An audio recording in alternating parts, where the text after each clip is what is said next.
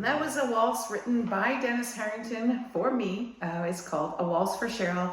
And I want to thank Dennis for writing that for me. It's an absolutely beautiful waltz and I love playing it. Thank you again to Patrick Amley on piano. Have yourself a great day.